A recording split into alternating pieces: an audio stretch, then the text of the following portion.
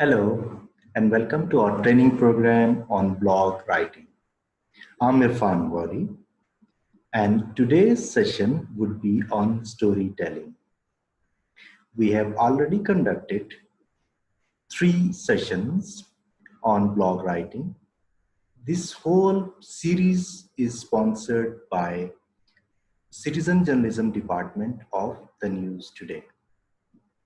The News Today is an online newspaper, and citizen journalism is an esteemed department where we hunt and train amateur writers and provide them a platform to get their work published.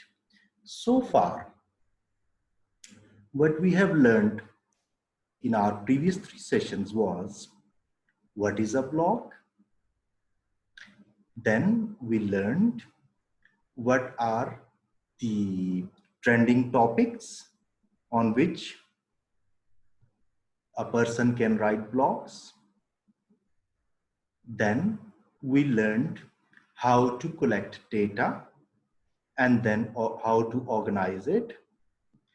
And then in the next session, that was our 3rd session, that was how to establish attractive hooks or how to begin a blog, because beginning of any article or a blog is very important. And then another session we had that was on persuasive writing, how you can persuade, how you can convince a reader to the point of view which you want the reader to be convinced. So today's session would be on storytelling. What is a story? A story or narrative is connected series of events told through words, written or spoken. Storytelling is one of the arts, and it is something we all have been told stories by our mothers, grandmothers, our parents. So its history is very long. We can say that since the civilizations, this storytelling is there. So we would be learning what are the basic elements of a story, so that any one of us who wants to write a blog based on some story, you should know those elements and you can inculcate them and write down a story. Or if you want to tell your children a story, what should be the elements in a story? So the first element is a plot. First is a plot, then there are characters, then there is a setting, a theme, point of view, and tone. Plot, characters, setting, theme, point of view, and tone. So what is a plot and what is structure of a plot? In a standard plot, there are 5 main elements. The first element is, we call it exposition. In exposition, we introduce the characters and the setting. Exposition, where the characters and the settings, this is how we begin. Then there is a rising action, something changes. We started the story, something changes, the character meets some challenge. That is called rising action. Then the third element is climax, a turning point, and that is called the most exciting part of a story. And then there is a falling action. After that climax, what happens is the events that follow the climax. And then there is a resolution or denouement where the conflict is resolved and the character or the characters involved in a story, they change.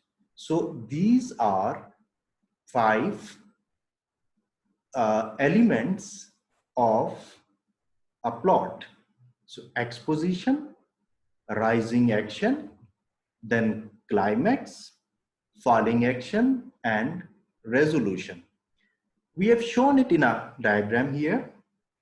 Here you can see it begins with prologue or exposition, then that is backstory, then there is an incident, rising tension, then climax, falling tension, resolution, and then wrap up or denouement.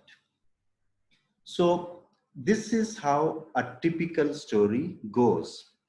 For expert writers or those who have been writing, they can start with the climax. But for the beginners, this is how a story is led. So first, exposition, then rising tension, climax, then falling tension, and then resolution, and then denouement. So these were the elements. Then there are characters. What type of characters involved in a story? There are characters. First is, we call them protagonist. What is protagonist? Protagonist is the main character whose journey we follow throughout the story. In simple words, is the main character. It's a leading role. The maybe a heroine or a heroine, a hero or a heroine. Then there is an antagonist. Antagonist is sometimes called as foil. This is the character whose goal is that they have some conflict with protagonists, the lead character. So in a way, it is, you can say, a villain, but not always. It's not that it is the negative character. It can be a good character as well, but it is the character with whom the main character, the protagonist, they have conflict. And then there is a dynamic character. What is a dynamic character? A character who changes as a result of events in the story. And then a static character. The static character doesn't change. So these are, and they continue with the same characteristics, with the same role and same point of view. So there is a protagonist, there are antagonists, then dynamic character and static character. Then setting of a story. Then comes the setting of a story. There are two types of settings. One is backdrop setting and the second is integral setting. What is backdrop setting? A backdrop setting, this type of setting is almost there in any story, and that doesn't affect the whole plot in any major way. This story, that's if the setting is changed, it doesn't matter. It doesn't matter for the whole story. It doesn't play much bigger part. Like in most fairy tales, they happen or they take place in distant kingdom during Renaissance period. These stories do not depend on the backdrop, on the backdrop setting. So they do not affect much. On the other hand, integral setting, this is the setting that directly affects the plot. Or you can say the story would be mostly depending on the settings. Like in William Golding's Lord of the Flies, where a society is created on a deserted island where their plane had crashed. So in that setting, you needed that sort of environment, that sort of whole ambience you would need. Another example, a very common example, the Titanic.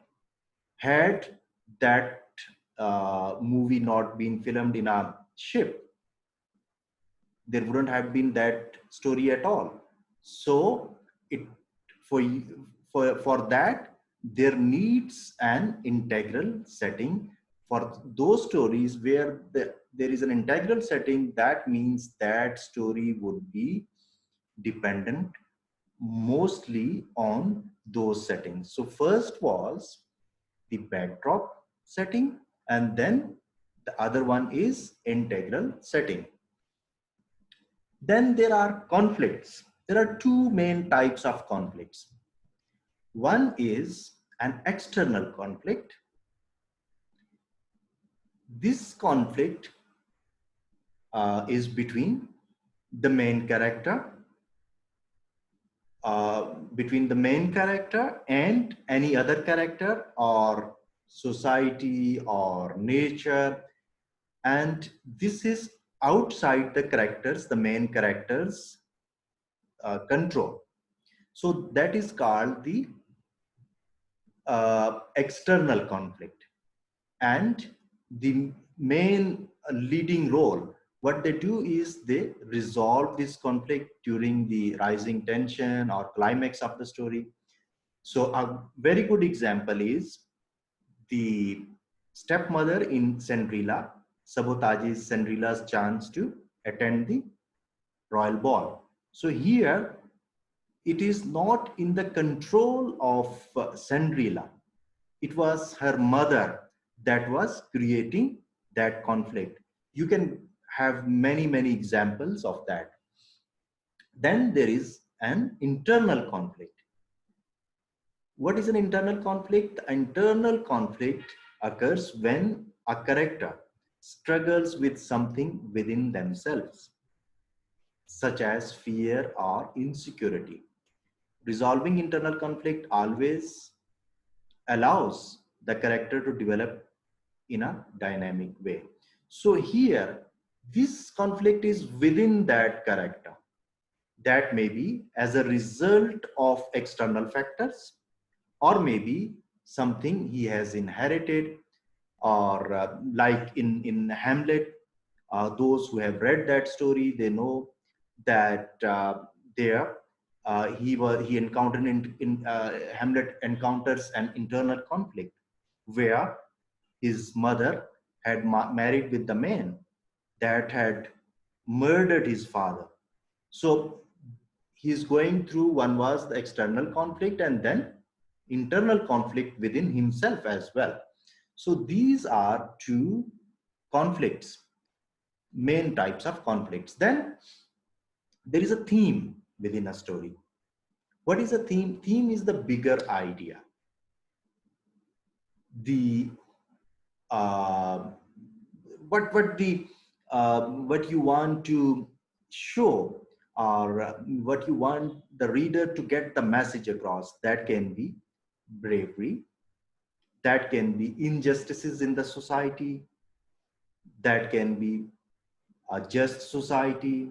So these all these big ideas behind that story, that is called a theme. And then there are thematic motifs. Uh, these are these are some clues in a story that can be in the form of repeated images, sounds, words, or feelings. Like in movie Devdas, that lamp that kept on lighting till the hero dies, that is showing the love. It was a symbol of love. So those type of, they are called thematic motifs. And then there is a point of view. it's not necessary that the narrator is himself or herself the main character. There can be 2-3 different point of views. One is the first person, which is we call the I perspective, where the person who is telling story is himself a character, and he or she speaks with I perspective. Like here we have given an example: Baba always loved him more than me, and Ali knew this. Thus, I chalked out a plan. So here, the person is himself a character in that story. Then there is a second person. This is called the you perspective. It is usually not used much, like the first person and the third person, but in some stories you would see, and you use that. Like we have given an example here: you are a deep sea explorer searching for the famed lost city, and this is your most challenging and dangerous mission. So here what we do is that we make that person, the reader, as one of the characters, and we are it is the reader who is speaking here. Usually it is not used for the beginners. Then there is a third person narrator. That is also, and you can say, an omniscient, sorry, an omniscient narrator, where what they do is that he or she describes the whole event, because they either know, in that case they know the thoughts and the actions and the feelings of all the characters. And in that way, what they do is that as an author, they move from one character to another, and then that is how they are contributing to the plot. So this is the third person narrator, that somebody else who knows about that story. So that is very common way of telling the stories. Then finally there is a tone. What is a tone? A tone is the general feeling of a story or a scene, which the author has to establish with their words, with the choice of their words. If the story is humorous, of course, you would be using that tone. If it is a sad story, then another tone. Then if it is a love story, there's entirely a different set of words you would be using. So that is called tone of a story. And but keep in mind that the storytelling involves very deep understanding of human emotions, their motivations, and psychology. So if you want to move the audience, if you want that the audience gets immersed in your story, not only that you know the elements of a story, but also you should have a very good understanding of human emotions, the motivations, the psychology, human psychology, and then you can engage them. Then this is how you can develop a rapport with your readers. So there's always said that story is telling is the greatest technology that humans have ever created. So this was today's session. Our next session would be on the most effective tips that one needs to use for blog writing. And those tips would be based on the 4 lectures that we have covered.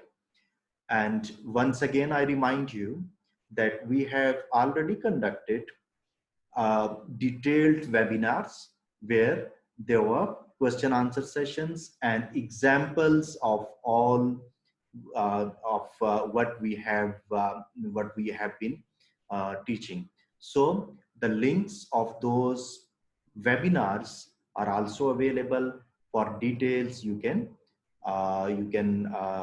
click on those links and have the detailed version. With this, thank you very much for being part of this program, and see you in the next session.